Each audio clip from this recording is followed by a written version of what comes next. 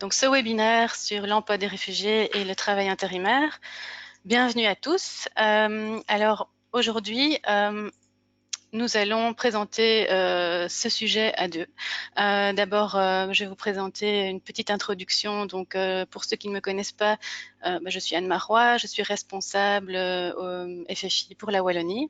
Et je passerai la parole après une brève introduction à mon collègue de Fédérgone, Eric Galland, qui est juriste. Alors aujourd'hui, pourquoi ce webinaire? On a déjà donné quelques webinaires dans le passé, toujours dans la même optique de gagner du temps finalement pour vous qui ne devez pas vous déplacer et pour nous qui pouvons donner une information à plusieurs personnes en même temps. Alors ça vous permet aussi d'interagir avec nous. Vous aurez la possibilité pendant le webinaire de déjà poser vos questions via le tab questions en fait que vous avez sur votre écran. Nous y répondrons après le webinaire, après nos deux présentations. Et alors, le webinaire sera enregistré. Donc, vous recevrez un lien à 14 heures avec la présentation et le lien vers l'enregistrement qui se trouvera directement sur notre site dans la partie webinaire et où vous pourrez renseigner éventuellement le webinaire à vos collègues et le revisionner si vous le souhaitez. Alors, qu'est-ce que je vais vous présenter brièvement? Eh bien, vous donner une petite définition générale de ce qu'on entend par réfugié, vous faire un petit topo des actions du FFI en fait par rapport à ce public, vous donner brièvement quelques chiffres et vous faire part d'études récentes qui ont été faites sur les réfugiés. Et alors, je passerai la parole à Eric Galland qui vous présentera l'aspect juridique de ce sujet. Alors, tout d'abord, un réfugié, c'est une personne en fait qui a dû fuir son pays afin d'échapper à un danger, donc comme la guerre, une persécution, une catastrophe naturelle. Donc ça, c'est vraiment la définition générale et Eric Galland ira plus loin dans les détails des définitions. Alors, par rapport aux actions du FFI, bien, j'ai fait un petit résumé des actions en Flandre, en Wallonie, à Bruxelles. Tout d'abord en Flandre, bien, il faut savoir que les réfugiés en fait font partie d'un groupe cible qui est attouché dans la convention sectorielle que le FFI a avec le gouvernement flamand et donc pas mal d'actions sont menées par rapport à ce public. Je vais vous donner ici deux exemples. Par exemple, les Job Road, en fait, qui est un projet qui est mené par Accent Jobs à Anvers pour accompagner en fait les réfugiés dans leur projet de formation et pour trouver un emploi. Alors comment ça se passe? C'est vraiment une volonté de stimuler les clients à ouvrir leurs portes aux réfugiés. Et la particularité du projet, c'est qu'en fait les réfugiés visitent des entreprises à bord d'un bus et s'il y a un intérêt pour postuler, eh bien il y a un suivi en fait par Job Road après pour mener un contrat d'intérim avec Accent ou une autre agence. Alors les Talbat sont en fait des bains linguistiques qui sont menés avec la Maison de l'économie à Ostende. Et donc l'idée c'est vraiment qu'avant de se plonger dans des entreprises, dans des bains linguistiques qui sont gérés donc par cette maison, c'est que les réfugiés en fait ont une formation de cariste ou de soudeur au préalable. Donc, le FFI est intervenu dans ces projets donc pour la Flandre. Alors, en Wallonie, eh bien voilà, nous avons collaboré en fait avec la cellule migrants du Forum de Moucron et de Charleroi, où on a donné pour l'instant 2 infosessions sur le travail en intérim, pour l'instant à 32 réfugiés, et donc ce sont des actions qu'on peut remettre en place régulièrement sans aucun souci. À Bruxelles, eh bien, il y a quelques initiatives qui ont été prises, donc une intervention du FFI dans quelques projets, comme le projet At Level to Work, où le FFI a donné des sessions d'infos sur le travail en intérim et l'aide au recrutement. Alors en fait, c'est un projet mené par Actiris, qui a été mené pendant 2 ans, pour aider à mettre au travail 60 réfugiés hautement qualifiés. Alors, le FFI est intervenu aussi dans un autre projet, Brussels at Work, où on a aussi donné des sessions d'infos sur le travail en intérim et une participation au projet Welcome, qui est notre projet qui cible les jeunes de moins de 26 ans.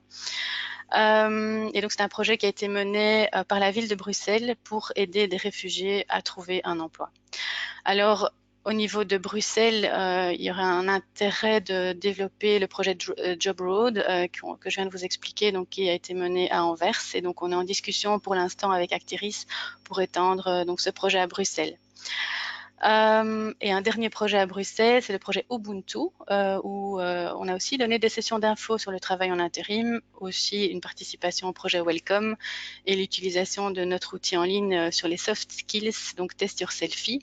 Et donc c'est un projet alors qui concerne la communauté africaine de Bruxelles pour aider les demandeurs d'emploi à mieux comprendre le marché belge et trouver un emploi. Voici un petit aperçu des projets concernant les réfugiés. Alors, si vous voulez plus d'informations sur des chiffres, je vous ai mis ici un lien vers le site du Commissariat général aux réfugiés et aux apatrides, où vous pouvez trouver toute une série de chiffres sur la situation donc, des réfugiés demandeurs d'asile en Belgique.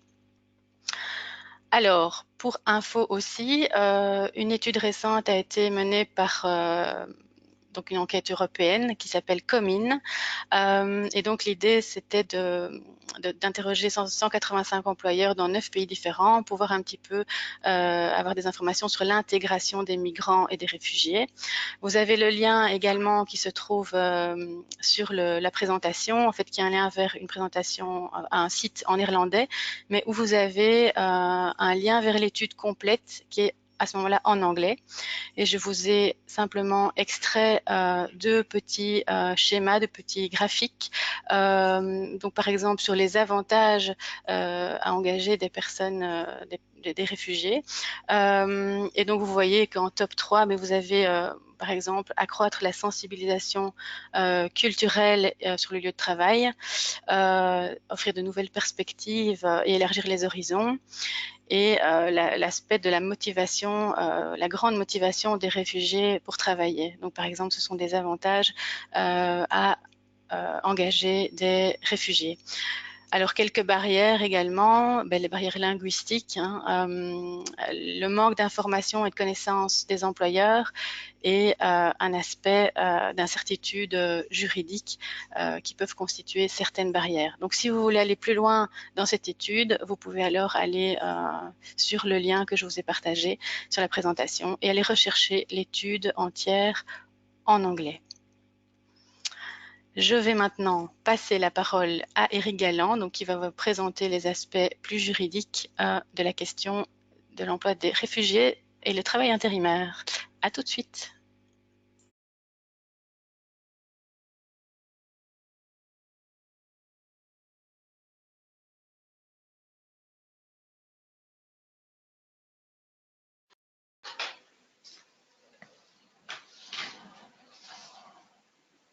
Bonjour tout le monde. Donc voilà, je me présente comme Anne l'a annoncé, Éric Galland, conseiller juridique au sein de Fédéragon, donc il y a la Fédération des prestataires de services RH, parmi lesquels les entreprises de travail intérimaires.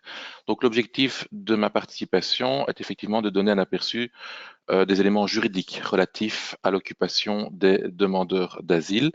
Il faut savoir évidemment que nous allons donner les premières informations utiles concernant l'occupation des demandeurs d'asile, en ce sens où c'est un thème qui pourrait nécessiter toute une journée de formation, d'information, vu l'ampleur des réglementations disponibles.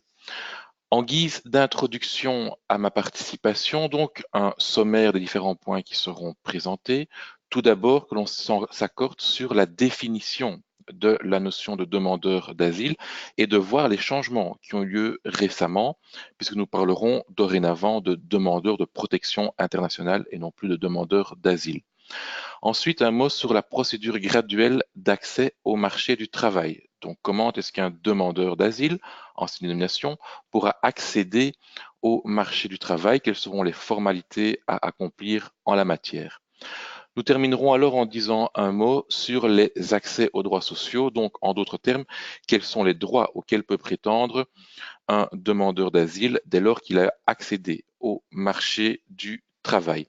Les formalités seront donc importantes en vue de définir les droits qui seront ceux des demandeurs d'asile. Nous allons donc commencer par la notion même de demandeur d'asile en précisant, comme indiqué lors de l'introduction, qu'il y a une nouvelle terminologie qui est entrée en vigueur et qui renvoie à la notion de demandeur de protection internationale. Donc, dorénavant, lorsque l'on entendra cette notion de demandeur de protection internationale, celle-ci va renvoyer à ce que jusqu'alors nous appelions les demandeurs d'asile. Et lorsque nous traitons des demandeurs de protection internationale, il faut faire référence en fait à deux sous-groupes. Donc, cette notion de demandeur de protection internationale va renvoyer d'une part aux réfugiés et d'autre part aux bénéficiaires de la protection subsidiaire. Par réfugiés, nous entendons les personnes persécutées du fait de leur nationalité, de leur race, de leurs convictions politiques ou religieuses, ou encore de leur appartenance à un certain groupe social. On va alors avoir affaire à des personnes relevant du groupe réfugiés. Pour ce qui est des bénéficiaires de la protection subsidiaire, il s'agit des personnes qui encourent un risque réel de subir une atteinte grave en cas de retour dans leur pays d'origine. La distinction donc sera faite entre ces deux notions. Cette distinction sera d'autant plus importante qu'en fonction du groupe auquel on va appartenir, il y aura des conditions ou des conséquences liées à l'accès au marché du travail qui seront différentes, mais évidemment, nous le préciserons dans le cadre de cette présentation. Lorsque nous sommes confrontés à des demandeurs de protection internationale, il y aura donc tout d'abord l'accès au marché du travail qui devra être envisagé. Et cela va se faire étape par étape, d'où la référence à une procédure graduelle. Lorsqu'il y a une arrivée en Belgique qui est à relever, il faudra bien évidemment introduire une demande d'asile en la matière qui sera faite par là où les personnes concernées. Cette demande qui sera ainsi introduite peut se faire à différents endroits. Donc, ces différents endroits sont précisés ici au niveau de l'information, que ce soit à la frontière, à l'Office des étrangers directement, au sein même d'un centre fermé ou d'un centre de détention, et nous dirons également un mot sur les demandes d'asile multiples. En fonction de l'endroit où la demande est introduite, une annexe devra ainsi être complétée. Donc, il s'agit de l'annexe 25 lorsqu'une demande est faite à la frontière même. Souvent, ce sera au niveau d'un aéroport. Une annexe 26 lorsque la demande est faite au niveau de l'Office des étrangers. La même annexe sera utilisée lorsque la demande est faite en centre fermé ou en centre de détention. Et l'annexe 26 quinquies, quant à elle, sera utilisée en cas de demande d'asile multiple. Ces différents types d'annexes vont permettre immédiatement, de par la numérotation qui est ainsi octroyée, de voir où la demande a été faite et donc ainsi de déjà bénéficier d'une information importante dans le cadre de la procédure ainsi mise en œuvre. À titre d'information, lorsqu'il est fait référence à la demande d'asile multiple, il est fait référence à une nouvelle demande d'asile qui est introduite. Cela implique donc qu'il y a eu au préalable d'autres demandes qui auraient déjà été introduites par là où les personnes concernées. Il faut savoir que cette demande d'asile multiple s'appelle dorénavant la demande ultérieure. La volonté était de changer tous les termes, mais donc on renvoie à de mêmes réalités. Donc, en fonction du type d'annexe, nous saurons où la demande a été introduite. Et vous avez, par exemple, ici un exemplaire de l'annexe 26, telle qu'elle peut être introduite. Donc, ici, par exemple, directement auprès de l'Office des étrangers. Une fois que la demande est ainsi introduite par le demandeur en tant que tel, il y aura bien évidemment à ce niveau-ci un examen qui sera fait de la demande par l'Office des étrangers. Donc, la demande sera faite avec un questionnaire à remplir, donc les éventuelles analyses d'empreintes digitales, et ainsi de suite, et ainsi de suite. Un volet social sera également étudié et mis en action. Donc, le volet social vise l'attribution d'un lieu d'accueil, une aide psychosociale qui serait proposée ou tout type d'autre assistance proposée aux demandeurs d'asile. Il est évident que dans ce cas-ci, l'attribution d'un lieu d'accueil sera aussi fonction de critères externes, comme par exemple le nombre de demandes auxquelles l'Office sera concerné, qui pourra avoir comme conséquence notamment qu'il n'y a évidemment pas assez de lieux où on pourrait accueillir les différents demandeurs qui sont ainsi pris en considération. Demander une attestation d'immatriculation auprès de la commune sera également une étape importante et celle-ci va nous intéresser davantage dans le cadre de la mise au travail puisque celle-ci va déclencher une éventuelle mise au travail des demandeurs ainsi concernés. Lorsque l'analyse est ainsi faite par l'Office des étrangers, l'Office des étrangers va ainsi constituer un dossier et le dossier sera transmis au Commissariat général aux réfugiés et aux apatrides, qui est l'instance compétente en vue de prendre une décision et donc de statuer sur le statut, qui sera celui des demandeurs qui ont introduit ainsi une demande, puisque c'est le CGRA, le Commissariat général, qui va rendre une décision en la matière. Donc, nous avons ici un aperçu des différentes étapes à accomplir lorsqu'une demande est introduite ici en Belgique, donc en fonction de l'attestation qui a été introduite auprès de l'office ou à l'aéroport et ainsi de suite. En ce qui nous concerne, important est évidemment de voir si je peux ou pas mettre la personne ainsi en demande, en action au sein du marché du travail, et si je peux, à partir de quand. Et là, nous faisons référence à une période d'attente. Il y a effectivement une période d'attente de 4 mois après la délivrance de l'annexe, qui fait que pendant cette période de 4 mois, il n'y aura pas d'accès au marché du travail autorisé. Donc, lorsque j'ai fait ma première demande d'accès ici sur le territoire belge, je vais donc avoir une attestation d'immatriculation. Cette première attestation va geler en quelque sorte pendant une période de 4 mois mes possibilités d'accéder au marché du travail. Ce n'est qu'au-delà de cette période de 4 mois qu'une deuxième attestation d'immatriculation sera octroyée et c'est à partir de cette deuxième attestation d'immatriculation que l'on pourra déterminer si oui ou non le demandeur peut accéder au marché du travail. Donc, cette deuxième attestation est donc importante pour nous pour mettre des travailleurs en action au sein du marché du travail et va dépendre de la décision du commissariat général. Donc, imaginons que le commissariat général a rendu une décision négative en dans la première période de 4 mois. Cela ferme donc les portes du marché du travail pour le demandeur. Si la demande a été positive, cela va ouvrir les portes pour le demandeur au marché du travail. S'il n'y a pas encore eu de demande, dans ce cas-là, l'accès au marché du travail sera également autorisé pour le demandeur qui a fait sa demande auprès de l'Office, par exemple, des étrangers. Donc, cette deuxième attestation aura un impact important et ici, le rôle de la commune, comme indiqué, est essentiel. Donc, pour toute question qui aurait lieu en matière d'attestation, d'immatriculation, contact peut être pris avec la commune où réside le demandeur.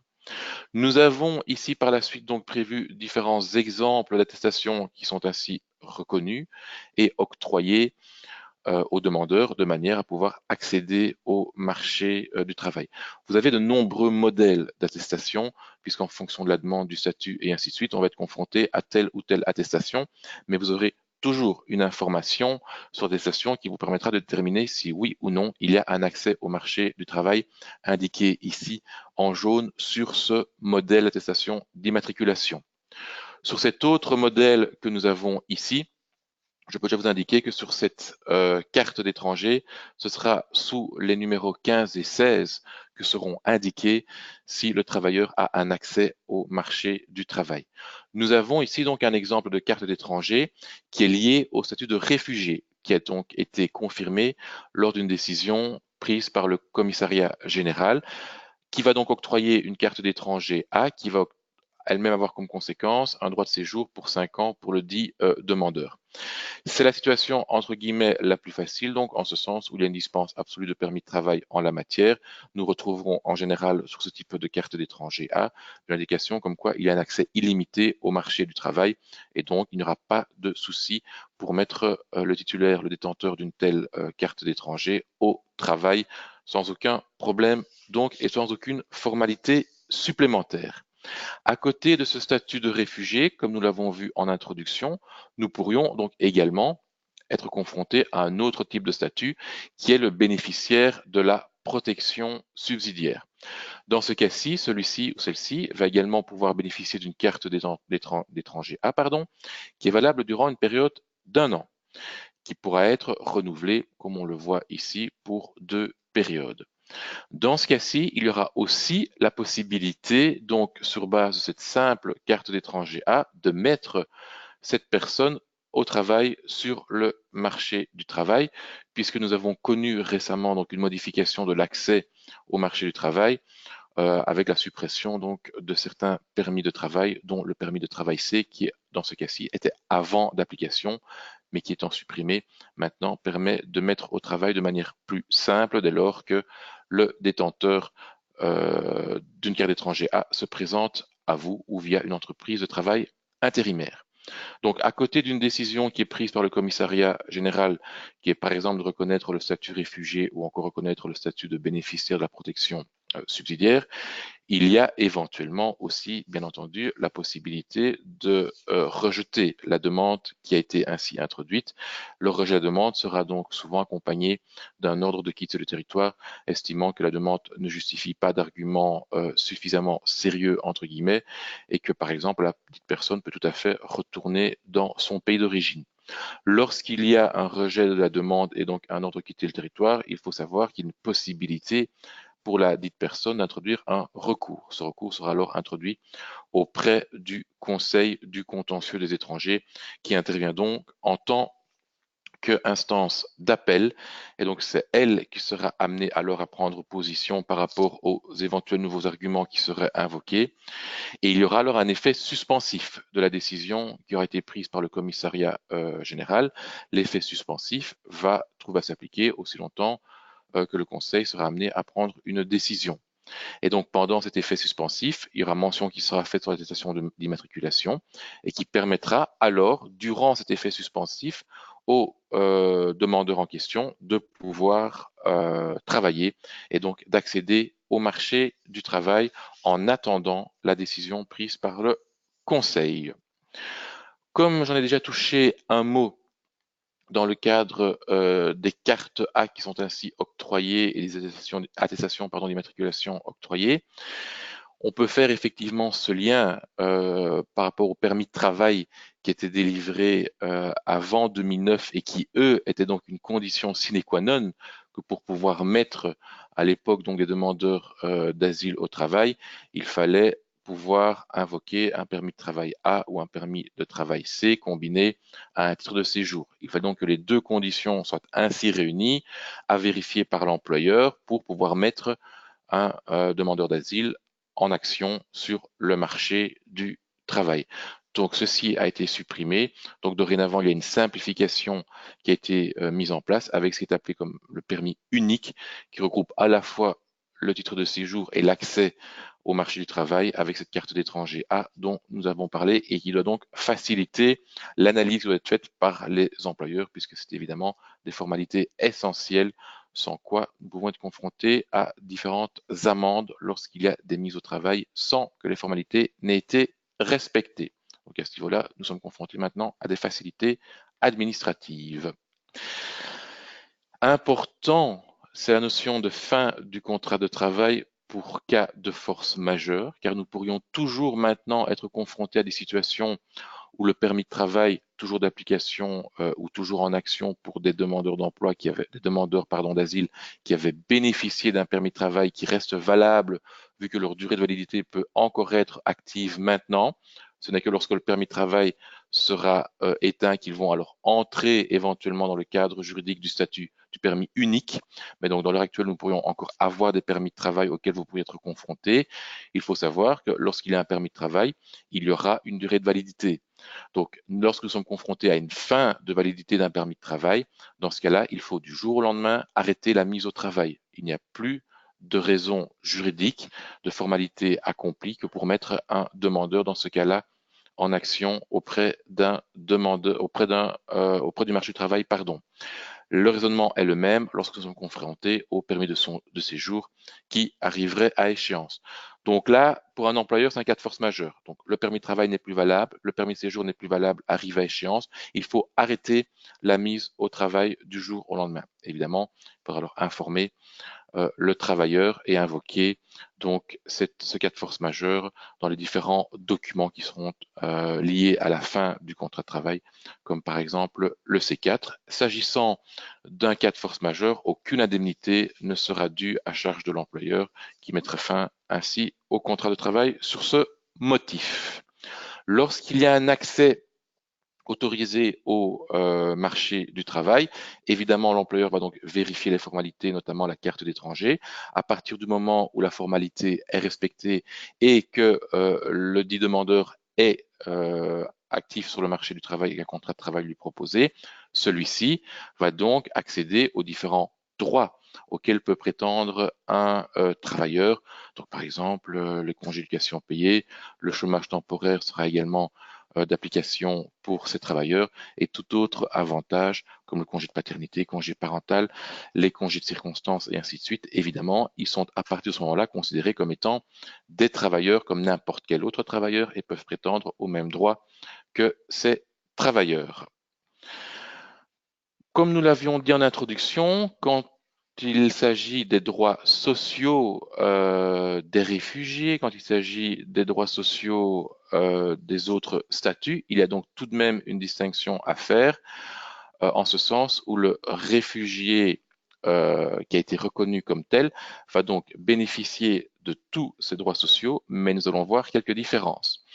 Le bénéficiaire de la protection subsidiaire, par opposition donc aux réfugiés comme nous venons de le voir, est exclu d'un certain nombre de droits.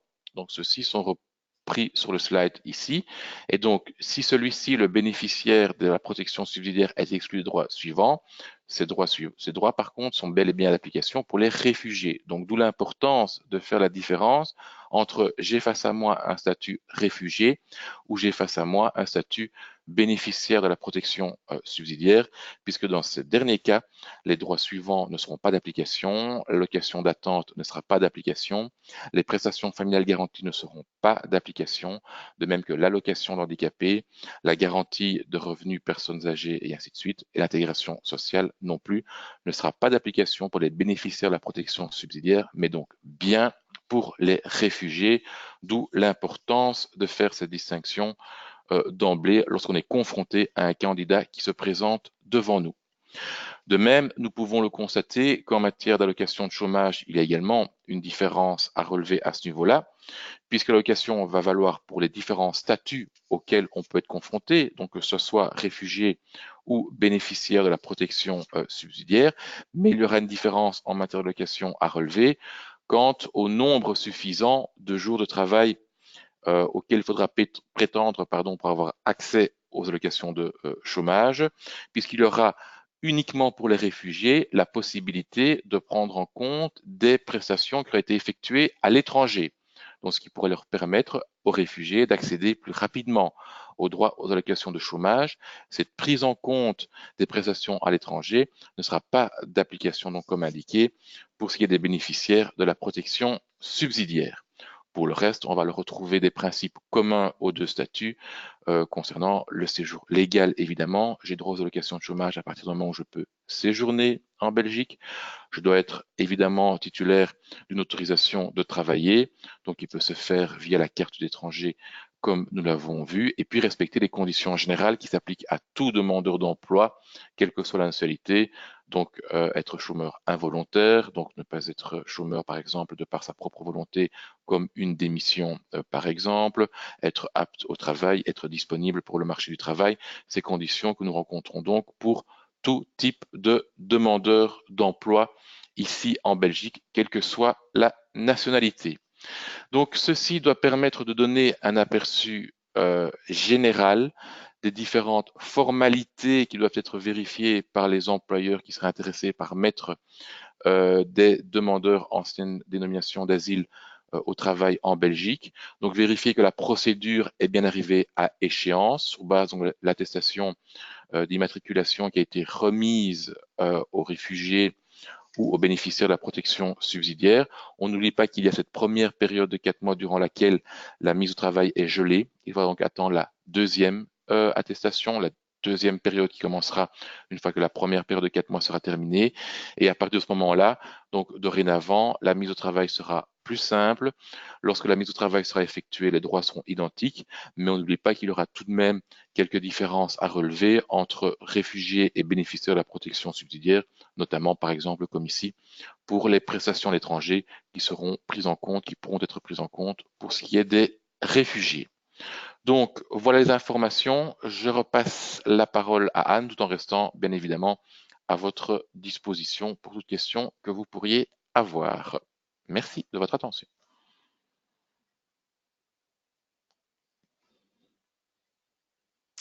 Voilà, voilà. Donc, c'est le moment, c'est l'instant. Donc, pour toutes vos questions éventuelles,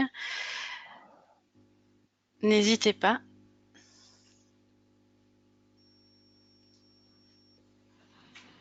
Pour l'instant, pas de questions. C'est que tout était très clair.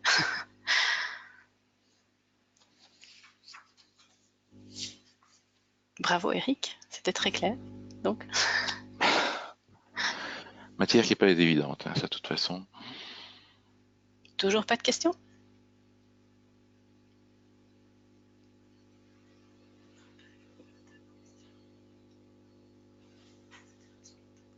N'hésitez pas à aller sur le tab questions. Hein. Donc, je ne sais pas si tout le monde voit bien où il faut aller. Donc, vraiment dans le tab questions.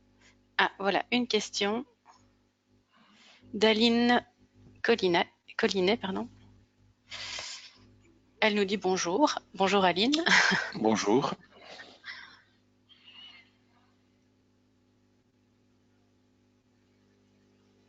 N'hésitez pas à noter la fin de votre question.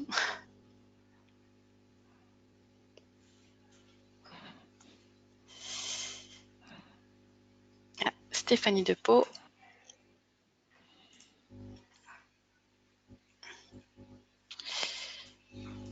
Je ne vois pas la question d'Aline. Par contre, si je vois la question, si je Ah, comprends bien, nous pouvons mettre au travail une personne possédant la carte A avec l'annexe. Donc, effectivement, lorsqu'une personne est titulaire, détenteur de la carte A et carte étranger A, cette personne pourra être mise au travail et vous aurez l'information sur cette même carte qui va bien indiquer qu'elle a accès au marché du travail. Donc, par exemple, la carte d'étranger A, dans les tons rose, mauve que nous avions vus, vous retrouverez l'information sous les chiffres 15 et 16. Donc, ça sera effectivement déjà un dispositif. Vérifiez toujours l'information et comme ça, vous prenez une copie pour votre dossier et cela vous permettra d'assurer une mise au travail tout à fait légale.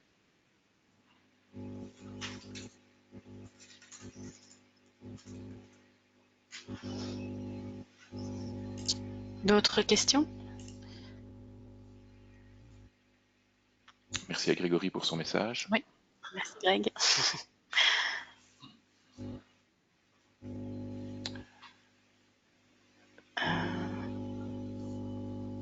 Donc, Aline pose la question, j'ai vu un document en format papier également. C'est tout à fait possible. Maintenant, c'est vrai que la question reste un peu floue de voir de quel format papier il s'agit, mais vous pourriez effectivement être confronté à un réfugié, un bénéficiaire de protection qui va vous présenter un format papier. C'est tout à fait possible, notamment l'attestation d'immatriculation. Et donc, vous retrouverez aussi l'information sur ce document de voir si cette personne a ou pas un accès limité, illimité ou pas d'accès du tout au marché du travail. Mais oui, vous pourriez avoir un format papier. Si maintenant vous avez des exemples concrets de format papier que vous auriez reçus, n'hésitez pas à nous le scanner et à nous l'envoyer. Comme ça, on pourra vraiment vous répondre par rapport aux documents que vous auriez reçus.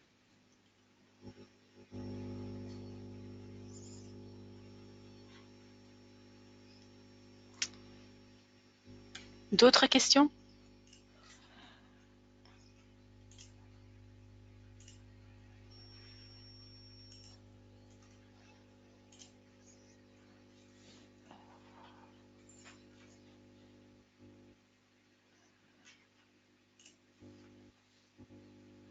Pas d'autres questions?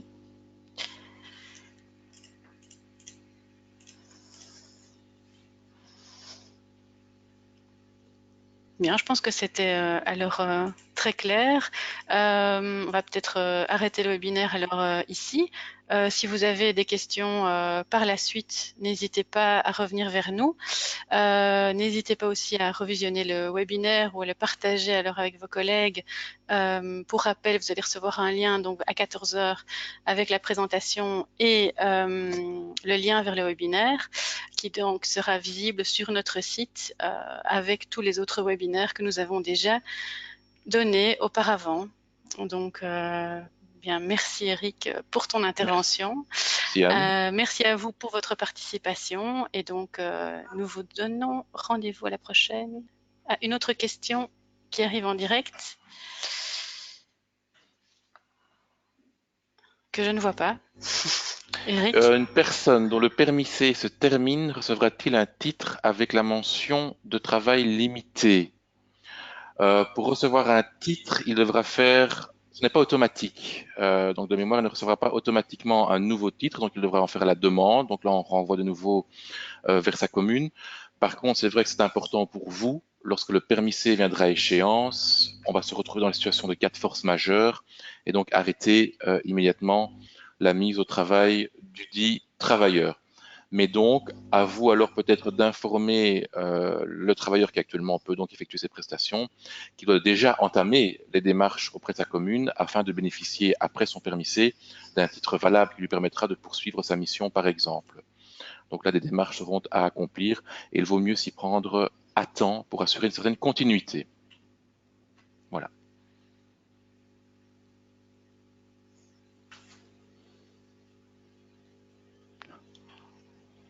Quelqu'un d'autre?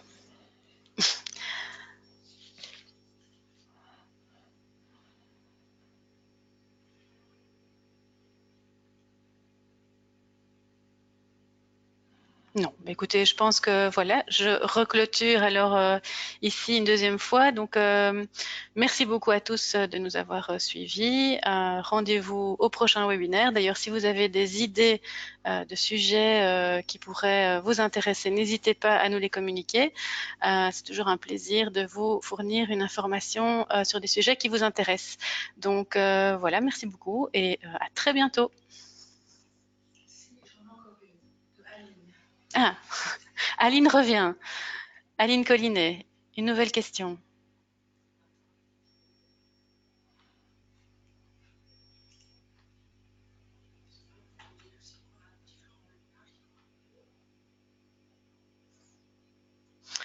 En attendant la question d'Aline, nous avons prochainement un webinaire sur les chiffres du FFI en 2018 et nos actions prioritaires de 2019 et notre présentation de notre infographie.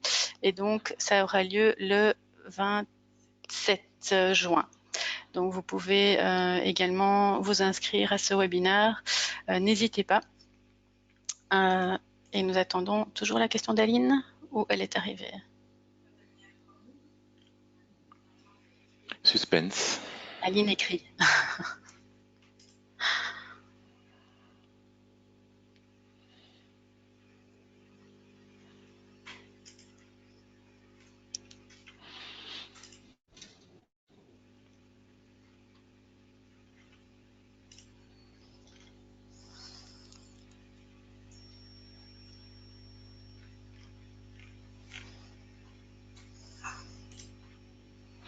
Voilà la Donc, question. la question, oui, sur l'attestation modèle A, un paragraphe stipule les informations suivantes.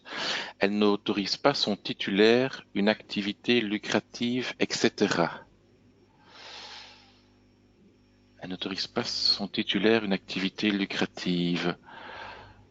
Ça serait intéressant de voir cette attestation, parce que normalement, voilà, là je pose la question, par ailleurs, il devrait être indiqué quid de l'accès au marché du travail. Je vois, ce paragraphe est barré et chez d'autres pas par rapport à effectuer une activité lucrative.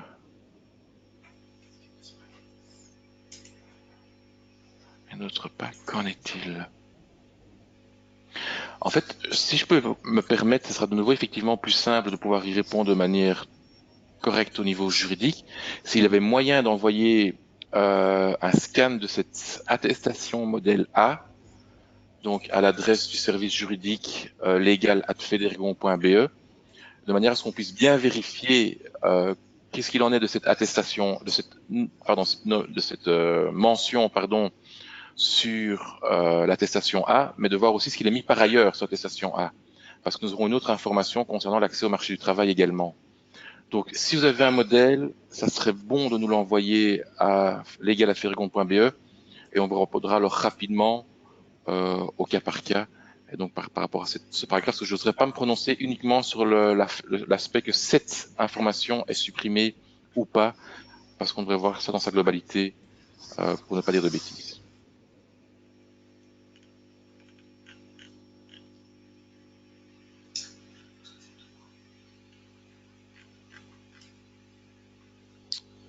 Ok, très bien. Donc voilà, je répète, si vous avez des questions qui vous viennent à l'esprit après, n'hésitez pas à revenir vers nous, vers Eric ou vers moi-même, et nous tenterons de répondre au mieux à ces questions. Donc merci pour votre participation, et donc n'hésitez pas à revenir vers nous et à revisionner éventuellement ce webinaire par la suite et le partager à vos collègues. Merci beaucoup.